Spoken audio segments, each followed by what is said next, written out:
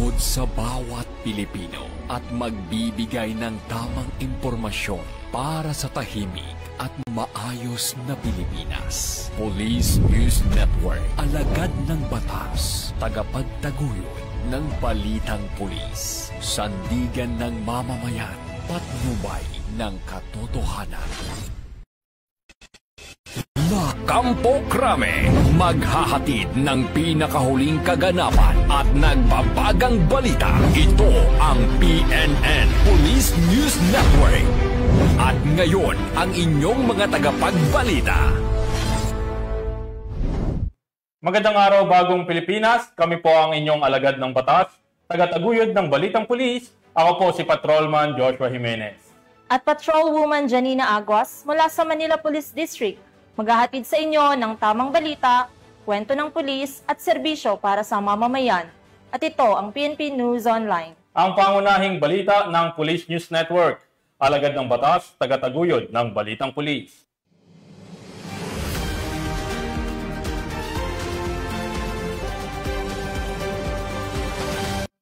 Narito ang mga balitang dapat niyong abangan.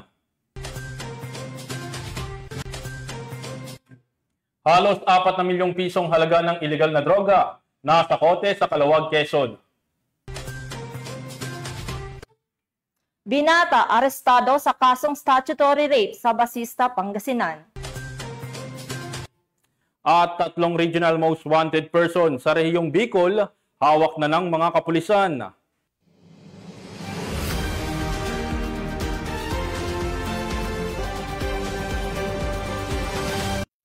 Narito ang mga balitang hatid ng ating PNN correspondents mula sa iba't ibang panig ng bansa.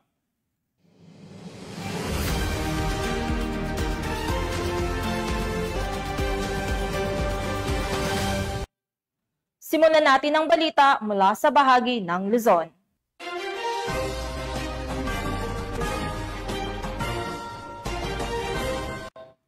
Naging makabuluhan ang isinagawang signing of Memorandum of Agreement sa pagitan ng PNP Anti-Cybercrime Group at SM Prime Holdings, incorporated sa SM Mall of Asia, sa layuning nais maabot ang milyong-milyong Pilipino upang mapalawak ang kaalaman ng publiko ukol sa cyber safety, pag-iwas sa online fraud at digital security. Nagbibigay ito ng oportunidad para sa edukasyon ng publiko hinggil sa online scams, identity theft, phishing at iba pang uri ng panlilinlang sa internet. Nakibalita dyan si Patrolwoman Mary Grace Artizuela. Na naisagawa ang signing of Memorandum of Agreement sa pagitan ng PNP Anti-Cybercrime Group at SM Mega Malls na ginanap dito sa Mall of Asia Complex, Pasay City. Pinangunahan ni Police Brigadier General Bernard Aryang, Acting Director ng PNP Anti-Cybercrime Group, ang formal na paglulunsad ng programa sa pamamagitan ng pagbigay ng mainit na pagbati at paalala kaugnay sa patuloy na lumalalang banta ng cybercrime sa bansa. This partnership is more than an agreement. It is a shared commitment to safeguard our communities, and by raising awareness, teaching vigilance, and promoting preventive measures, we are fostering a culture of responsibility and resilience in the digital world. Sa ilalim ng kasunduan, magbibigay ng suporta ang SM Prime Holdings Incorporated sa pamamagitan ng pagpapalabas ng anti-cybercrime awareness advertisement ng PNP sa piling SM Cinemas sa buong bansa, ng libre o walang bayad. Layunin ng inisyatibong ito na maabot ang milyong-milyong Pilipino upang mapalawak ang kaalaman ng publiko ukol sa cyber safety, pag-iwas sa online fraud at digital security. Ang Memorandum of Agreement ay formal na nilagdaan ni Police Brigadier General Matthew P. Bacay, Acting Director of Directorate for Investigation and Detection Management, bilang representative ni Police Lieutenant General Jose Melencio C. Nartates Jr., Acting Chief ng PNP. Imagine, before every movie, families, students, and professionals will be reminded how to guard themselves against online scams. Police Brigadier General Bernard Aryang, Acting Director ng PNP ACG. Engineer Junias M. Eusebio, Vice President of Mall Operations SM Supermalls. We are proud to stand with you in safeguarding Filipinos against cyber threats, and we look forward to building safer, stronger, and more informed communities together. At Ms. Karen C. Zabal Haurigi, Senior Assistant Vice President for Cinema Management. Ang Memorandum of Agreement na ito ay parte ng ating Cybercrime Awareness Campaign na kung saan makapagbigay tayo ng awareness sa mga kababayan natin para hindi po sila mabiktima ng scam. Layunin ng kasunduang ito na higit pang paigtingin ang ugnayan ng pamahalaan at pribadong sektor. Sa pamamagitan ng Cybercrime Awareness Campaign, hangad ng PNP at SM Supermalls na mapalawak ang kaalaman ng publiko at maitaguyod ang mas ligtas na online na pamayanan para sa lahat. Mula dito sa Mall of Asia Complex, Pasay City, ako ang inyong PNN correspondent, Patrolwoman Mary Grace Artizuela, nagbabalita para sa Police News Network, alagad ng batas, tagataguyod ng balitang pulis. Maraming salamat, Patrolwoman Artizuela. Sa bisa ng warrant of arrest, arestado ng mga tauhan ng Basista Municipal Police Station ang isang binata sa Basista, Pangasinan dahil sa kasong statutory rape. Nakatutok dyan sa balita si Police Master Sergeant Marvin Jake Romero.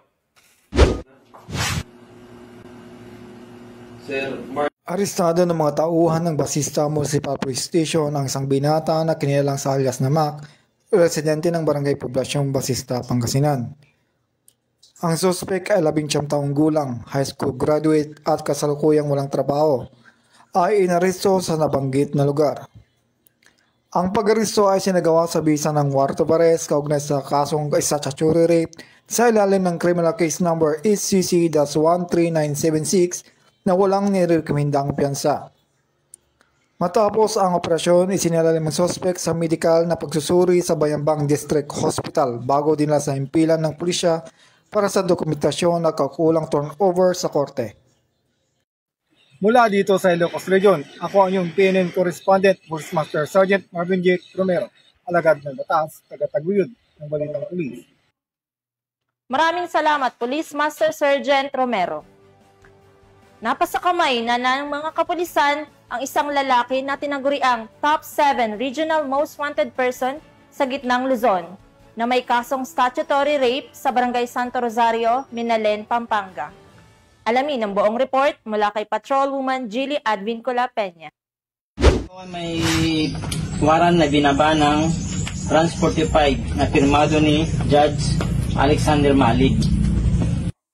Isang malaking tagumpay laban sa kriminalidad ang naitala ng Pampanga Police Provincial Office sa ilalim ng matatag na pamumuno ni Police Colonel Eugene M. Marcelo, Provincial Director, matapos maaresto ang tinaguriang Top 7 Regional Most Wanted Person dahil sa kasong statutory rape sa isinagawang manhunt operation sa Barangay Santo Rosario, Minalin, Pampanga nito lamang ikadalawa ng Setyembre taong kasalukuyan. Kinilala ang suspect na si alias Waldo, 21 anyos at residente ng nasabing lugar. Ang operasyon ay pinangunahan ng Minalin Municipal Police Station katuwang ang 302nd Regional Mobile Force Battalion 3, Provincial Intelligence Unit Pampanga, Regional Intelligence Unit 3 at ng Pro 3 Cyber Patroller na gumamit ng makabagong digital surveillance at social media monitoring upang matuntun ang kinaroroonan ng suspect. Kasalukuyang nasa kustodiya na ng pulisya ang suspect at haharap sa kaukulang kaso sa korte. Patuloy ang Pampanga PNP sa kanilang panata na maghatid ng hustisya para sa mga biktima ng krimen at tiyakin ang kaligtasan ng bawat mamamayan sa gitnang Luzon. Mula dito sa gitnang Luzon, ako ang inyong PNN correspondent, Patrolwoman Jilly Advincula Peña, alagad ng batas, tagataguyod ng balitang pulis. Maraming salamat, Patrolwoman Jilly Peña. Nasamsam ang halos 4 na milyong pisong halaga ng illegal na droga mula sa 2 sospek sa isinagawang operasyon sa Sitio 7, Barangay Mabini, Calawag, Quezon. Patrolman Mark Lawrence Atencio sa balita. Dalawang individual sa isinagawang bypass operation ng operatiba ng Quezon Police Provincial Office sa Sitio 7, Barangay Mabini, Calawag, Quezon. Kinilala ang mga sospek na sina alias Atoy at alias Makmak, pawang mga residente ng Barangay Kalimpak, Ginyangan, Quezon. Nakumpiska mula sa sospek ang 187 grams na hinihinalang shabu na tinatayang nagkakahalaga ng mahigit 3.8 million, 250 grams na hinihinalang marijuana na nagkakahalaga ng mahigit 90,000, isang 1,000 bill na ginamit bilang bypass money, isang itim na sling bag at isang Rusco multicab. Ang mga sospek ay naharap sa kasong paglabag sa Section 5 at 11, Article 2 ng Republic Act 9165 o Comprehensive Dangerous Drugs Act of 2002. Ang Quezon PNP ay determinado, walang takot at hindi kailanman mapapagod sa pagtupad ng tungkulin upang tiyakin ang kapayapaan at ligtas na komunidad. Mula dito sa Calabarzon, ako ang inyong Police News Network Correspondent, Patrolman Mark Lawrence Atencio. Alagad ng batas, tagataguyod ng balitang pulis. Maraming salamat, Patrolman Atencio. Bilang bahagi ng mas pinatibay na ugnayan sa komunidad, naging matagumpay ang isinagawang ugnayan sa Barangay 2025 ng Puerto Princesa City Police Office sa pamamagitan ng serbisyong pulis sa barangay at End Local Communist Armed Conflict Programs sa Barangay Marufinas at Barangay New Pananggangan. Patrolwoman Christine Lorenzo, ibalita mo. Bilang bahagi ng ugnayan sa Barangay 2025 pinangunahan ng Puerto Princesa City Police Office sa pamumuno ni Police Colonel Christine M. Tabli, Acting City Director, ang serbisyong pulis sa barangay at LCAC program sa Barangay Marufinas at Barangay New Panggangan nito lamang ikalawang araw ng Setyembre taong kasalukuyan. Layunin ng nasabing aktibidad na mailapit ang iba't ibang serbisyo ng pamahalaan sa mga residente lalo na sa mga malalayong lugar. Pinangunahan ng PPCPO ang pagbibigay ng serbisyo katuwang ang pamahalaang panglungsod, kasama ang City DILG, Sangguniang Panglungsod, Barangay Officials, City Health Office, City Agriculture Office at mga kinatawan mula sa Philippine Marines. Sa kanilang aktibong partisipasyon, muling pinatunayan ng PPCPO ang kanilang malasakit at dedikasyon na maihatid ang mga pangunahing serbisyo at mapanatili ang kapayapaan at kaayusan sa bawat komunidad. Ipinakita rin ng programa ang kahalagahan ng pagtutulungan ng kapulisan at ng iba pang sektor ng pamahalaan upang masiguro ang seguridad at kaunlaran ng mga mamamayan. Patunay ang matagumpay na aktibidad na ito na ang Puerto Princesa City Police Office ay patuloy na gumagawa ng mga hakbang tungo sa pagbibigay ng dekalidad na serbisyo at sa pagsusulong ng kapakanan ng bawat mamamayan bilang katuwang ng pamahalaan sa pagpapanatili ng kapayapaan at kaunlaran. Mula dito sa Home of the Police Eco Warriors, Calapan City, Oriental, Mindoro, ako ang inyong PNN Correspondent, Patrolwoman Christine Lorenzo, alagad ng batas, tagataguyod ng balitang pulis. Maraming salamat, Patrolwoman Lorenzo.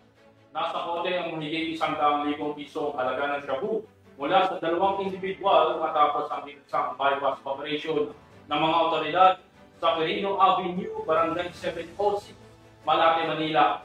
Police Corporal Abigail Rojas sa report.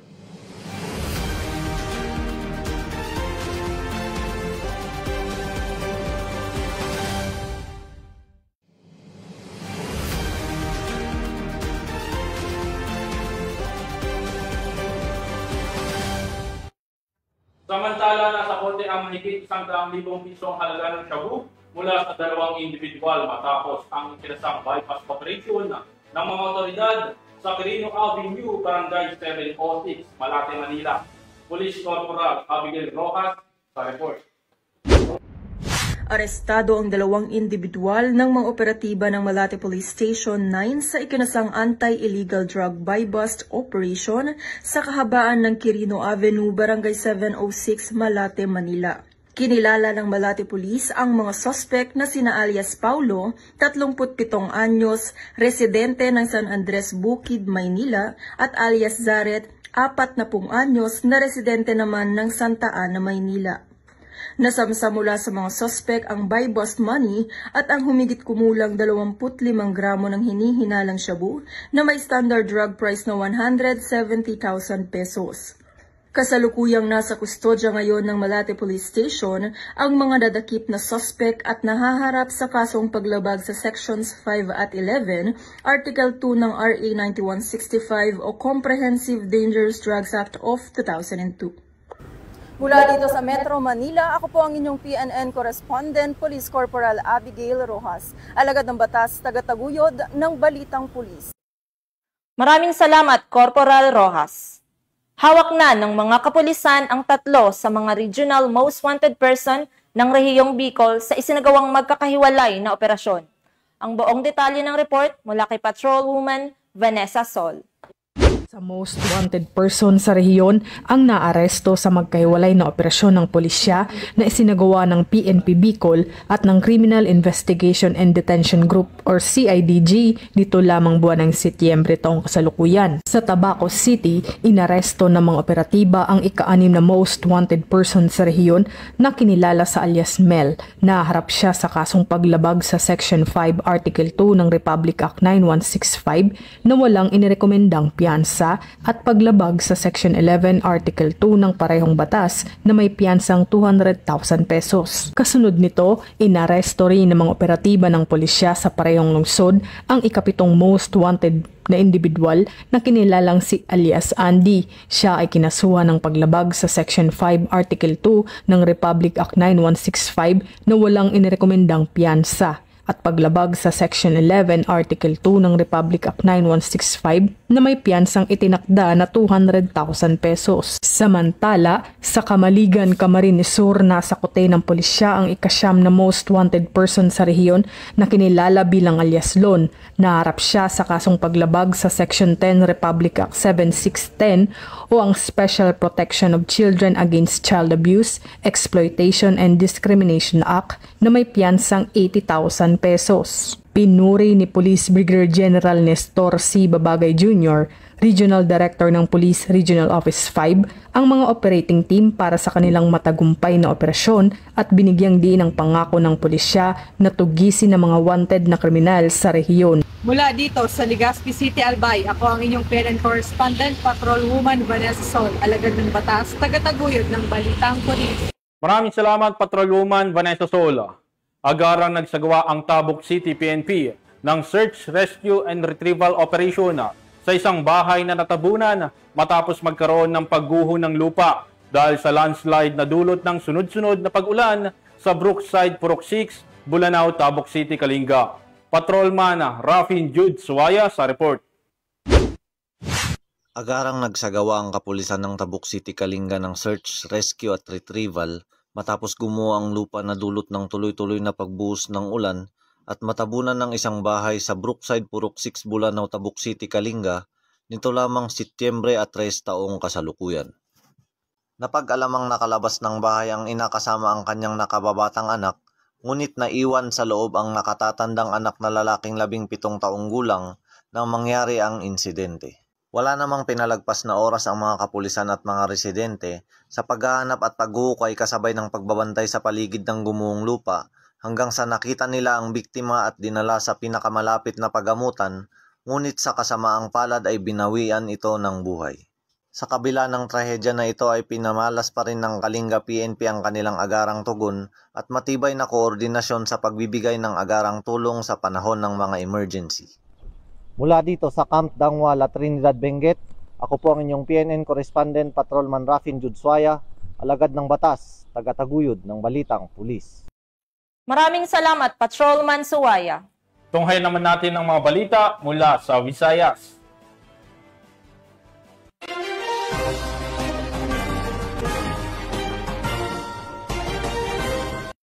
Bilang bahagi ng Crime Prevention Week, nagsagawa ang mga kapulisan ng Barbasa Municipal Police Station ng paghahandog ng school supplies at mga pagkain para sa mga estudyante, Maayos Elementary School sa Antique.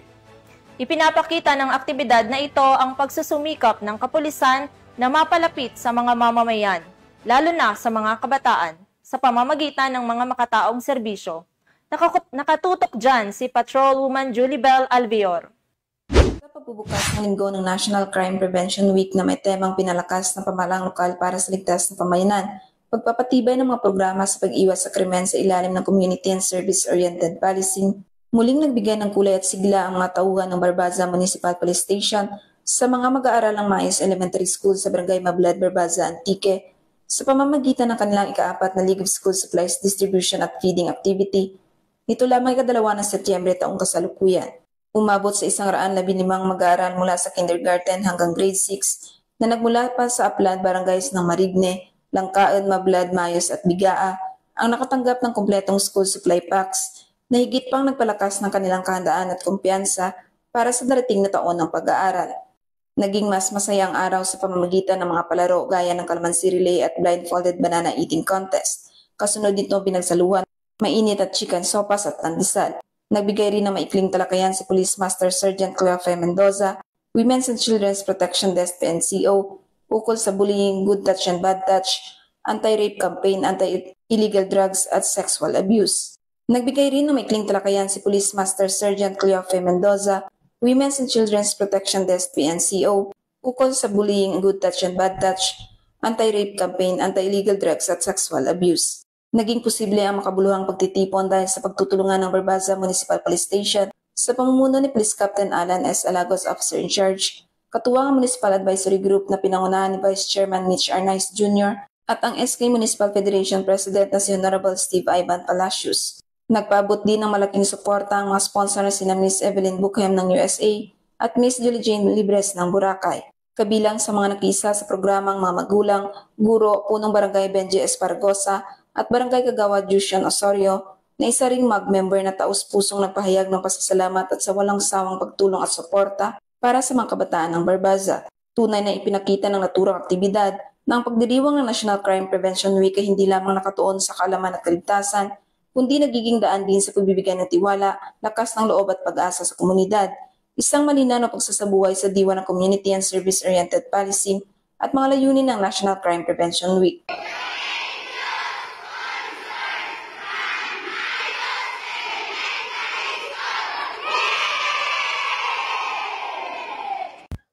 Mula dito sa Western Visayas, ako ang inyong Police News Network Correspondent, Patrolwoman Julabel Alvior, alagad ng batas sa tagataguyod ng Balitang Pulis. Maraming salamat, Patrolwoman Alvior. Hindi na nakapalagpa ang isang senior citizen na tinaguri ang top 3 most wanted person na may kasong statutory rape sa Carcar City. Ang kabuuan ng balita mula kay Patrolwoman Flora May Azares. Matagumpay na naaresto ng kapulisan ng Carcar City ang top 3 most wanted person municipal level na may kasong statutory rape sa sitio ng Kaan, Barangay Parellos, Carcar City, Cebu noong ika-3 ng Setyembre ng taong kasalukuyan. Kinilala ni Police Lieutenant Colonel Jewel M. Nicanor, Chief of Police ng Carcar City Police Station, Cebu Police Provincial Office, ang wanted na senior citizen na si alias Kempay, 79 anyos, na residente ng naturang lugar. Ayon sa ulat ng pulisya, bandang alas 11:30 ng umaga nang maaresto ng kapulisan ang suspect sa bisa ng warrant of arrest para sa kasong statutory rape na inisyu ni Honorable Ernesto Ingracia Narido, presiding judge ng RTC 7th Judicial Region, Branch 11 Family Court, Carcar City, Cebu, na walang rekomendadong piyansa. Kasulukuyang nasa kustodiya ng Carcar CPS ang suspect para sa dokumentasyon at tamang disposisyon. Nais ko pong ipalam na matagumpay na nakapagsilbi ng warrant of arrest ang ating kapulisan laban sa isang most wanted person na may kasong statutory rape. Ito ay bahagi ng pinaigting na manhunt operation ng Carcar City Police Station. Nais ko rin pong ipaalala na ang anumang krimen laban sa kababaihan at kabataan ay hindi kailanman kukonsintihin. Ang hustisya ay patuloy na ipaglalaban gaano man ito katagal. Hinihikayat ko po ang lahat na manatiling mapagmatyag at makipagtulungan sa ating kapulisan sa pamamagitan ng pag-uulat ng anumang gawaing kriminal sa ating komunidad.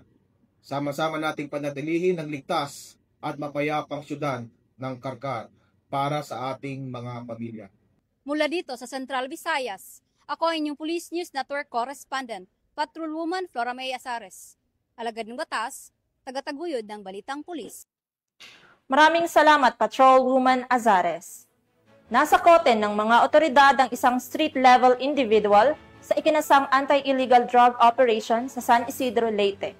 Ibabalita yan ni Patrolwoman Cristel Palafox. Nahuli ng mga otoridad ang isang street-level individual sa ikinasang anti-illegal drugs operation sa Barangay Daha, Daco, San Isidro, Leyte.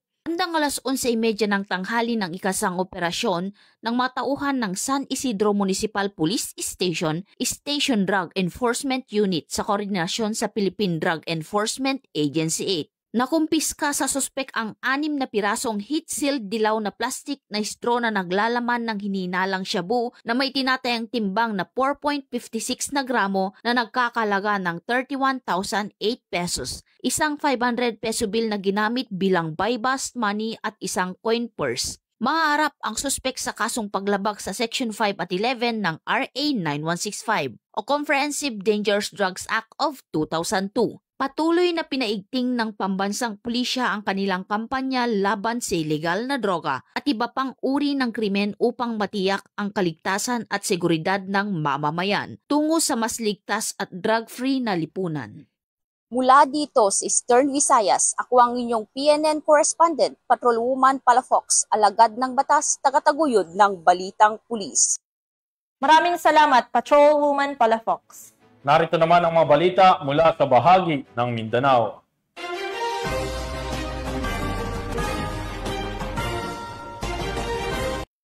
Walang kawala sa batas ang isang lalaki sa isinagawang buy-bust operation ng mga kapulisan matapos mahulihan ng ilegal na droga kasama pa ang iba pang mga parapernalya sa Cagayan de Oro City. Ang suspect ay kasalukuyang nakakulong habang inihahanda ang mga kasong isasampal laban sa kanya. Kabilang na ang paglabag sa Republic Act No. 9165 o ang Comprehensive Dangerous Drugs Act of 2002. Patrolwoman Danessa Berdos sa report. Arestado ang isang individual sa ikanasang buy-bust operation ng mga operatiba ng Regional Intelligence Unit 10, PDEA 10, at mga kapulisan ng Cocpo Police Station 5 sa Zone 10 Upper Carmen, Cagayan de Oro City, Misamis Oriental. Kinilala ng mga otoridad ang suspect na si alias Alex, lalaki, 40 taong gulang, may asawa at residente ng nasabing lugar. Sa ikanasang operasyon bandang alas 2 ng hapon ay nakumpiska mula sa suspect ang mga pakete ng hininalang shabu at isang 500 peso bill na ginamit bilang buy-bust money. Nasa kustodiya na ng Police Station 5 ng Cagayan de Oro City ang suspect at mahaharap sa kasong paglabag sa RA 9165 o Comprehensive Dangerous Drugs Act of 2002. Mula dito sa Hilagang Mindanao, ako ang iyong Police News Network correspondent, Patrolwoman Danessa Berdos. Alagad ng batas, tagataguyod ng Balitang Pulis. Salamat, Patrolwoman Berdos. Samantala, sa mas pinaigting na kampanya kontra kriminalidad, nasa kote ang tinaguriang top 9 regional level most wanted person dahil sa kaso nitong pagpatay sa sitio o rancho, Barangay Wanja, Cotabato. Tinutukan niya ni Patrolwoman Jovelyn Dodoso. Ng mga otoridad ang isang suspect na kabilang sa regional level most wanted person sa isinagawang operasyon ng pagpapatupad ng warrant of arrest sa Sitio Rancho, Barangay Wanja, Banisilan, Cotabato. Kinilala ang suspect na si alias Tata Boy, 33 anyos, binata, isang magsasaka at residente ng Purok Malipayon, Barangay Malinaw, Banisilan, Cotabato. Ang operasyon ay sinagawa ng Banisilan Municipal Police Station Tracker Team, katuwang ang CIDG at iba pang unit, ay nagresulta sa pagkakaaresto ng suspect batay sa warrant of arrest para sa kasong murder na walang inirekomendang piyansa. Matapos maaresto, isinailalim na sa booking procedure ang suspect at kasalukuyan hinihintay ang kanyang formal na pagkakakulong sa korte. Layunin na paigtingin ang law enforcement operations laban sa most wanted person upang mapanatili ang kapayapaan at kaayusan sa komunidad at matiyak ang mabilis at epektibong paghahatid ng hustisya. Mula dito sa General Santos City, ako ang inyong Police News Network correspondent, Patrolwoman Jovelyn Dodoso, alagad ng batas, tagataguyod ng Balitang Pulis. Maraming salamat, Patrolwoman Dodoso. Inilunsad ng Santiago Municipal Police Station ang livelihood program para sa women's organization at feeding program naman para sa mga kabataan ng Barangay La Paz, Santiago, Aguzan del Norte. Sa layuning mahubog ang kanilang kasanayan at bigyang pansin ang nutrisyon ng kabataan tungo sa mas maunlad na pamayanan. Police Staff Sergeant Iris Joy Laureto sa ulat. Naglunsad ang Santiago Municipal Police Station ng livelihood program para sa women's organization at feeding program para sa mga kabataan ng Barangay La Paz, Santiago, Agusan del Norte sa pangunguna ni Police Major Mark Wayne M. Operto, hepe ng pulisya. Dinaluhan ng mga opisyal ng barangay at mga miyembro ng women's organization ang naturang aktibidad kung saan aktibo silang nakilahok sa hands-on training sa paggawa ng dishwashing liquid. Kasabay nito, isinagawa rin ang feeding program para sa mga kabataan ng Barangay La Paz upang matiyak na maging bahagi sila ng makabuluhan at makataong gawain para sa ikabubuti ng pamayanan. Layunin ng programa na hubugin ang kasanayan ng kababaihan at bigyang pansin ang nutrisyon ng kabataan bilang mahalagang hakbang tungo sa mas matatag na pamilya at mas maunlad na pamayanan. Ang ganitong mga inisyatibo ay nagpapatunay sa importansya ng pagtutulungan ng kapulisan at mamamayan upang makamit ang pangmatagalang kaunlaran at kapayapaan dahil sa bagong Pilipinas, ang gusto ng pulis, ligtas ka. Mula rito sa Police Regional Office 13, ako ang inyong PNN News Correspondent, Police Staff Sergeant Iris Joy Laureto, alagad ng batas, tagataguyod ng Balitang Pulis. Maraming salamat, Police Staff Sergeant Loreto. Naging matagumpay ang Sirwang Peace Caravan, Unity Walk, Candidates Forum, Interfaith Rallies, and Peace Covenant Signing bilang paghahanda sa nalalapit at kauna-unahang parliamentary election sa Bangsamoro Autonomous Region, Muslim Mindanao. Patrolwoman Leona Gawang sa report. Patuloy na umarangkada ang isinagawang Peace Caravan, Unity Walk, Candidates Forum, Interfaith Rallies, and Peace Covenant Signing bilang paghahanda sa nalalapit at kauna-unahang parliamentary election sa Bangsamoro Autonomous Region in Muslim Mindanao sa pamumuno ni Police Brigadier General Jason C. D. Guzman, Regional Director ng ProBar.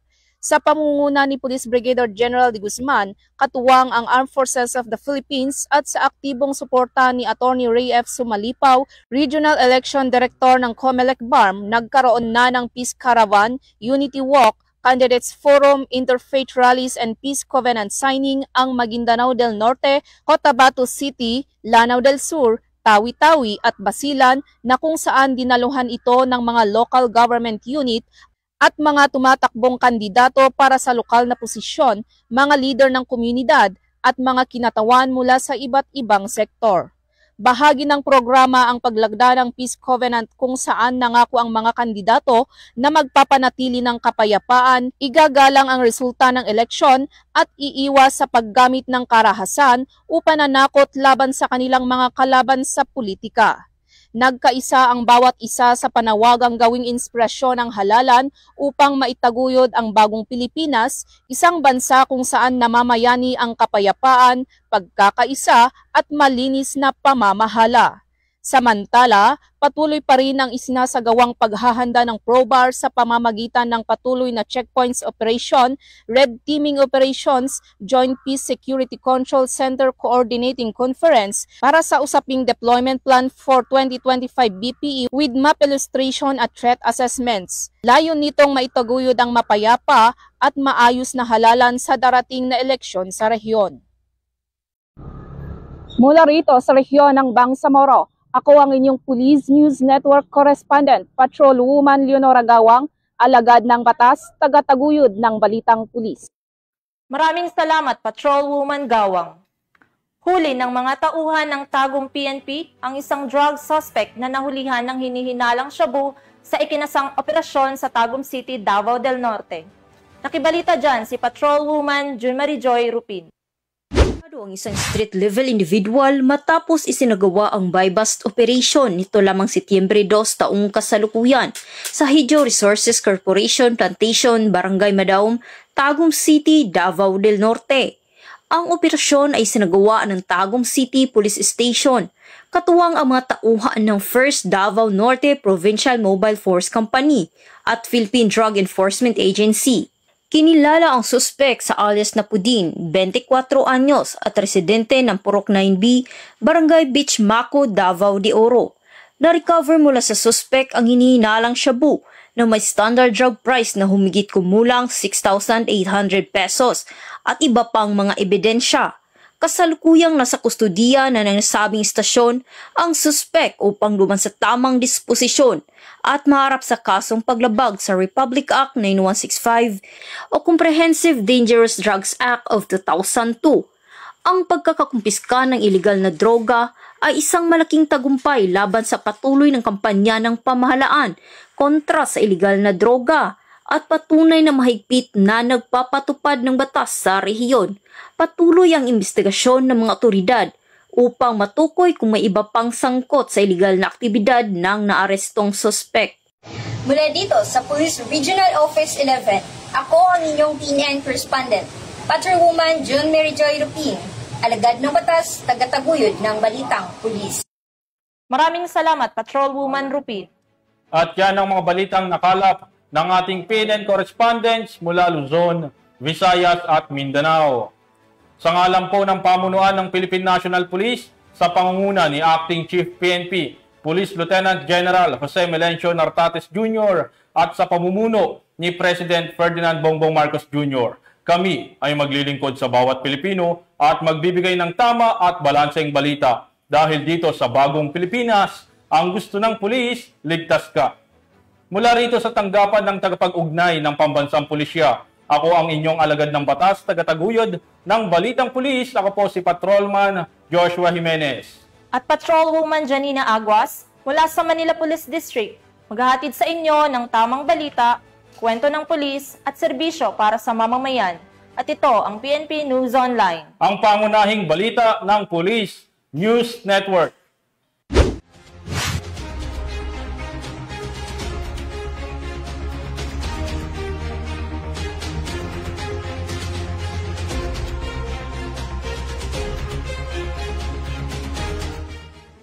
Police News Network, alagad ng batas, tagapagtaguyod ng balitang pulis.